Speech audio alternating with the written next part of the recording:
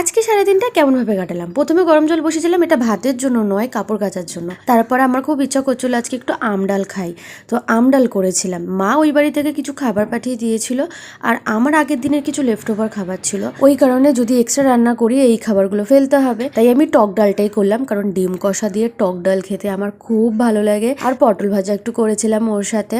মা পাঠিয়ে দিয়েছিল আমের চাটনি আর মাছের মাথা দিয়ে পুঁই শাক, আর বাড়িতে লেফট ওভার ছিল একটু চিকেন কষা আর ছিল আগের দিনের ডিম কষা, আর তার সাথে করেছিলাম পাঁপড় ভাজা।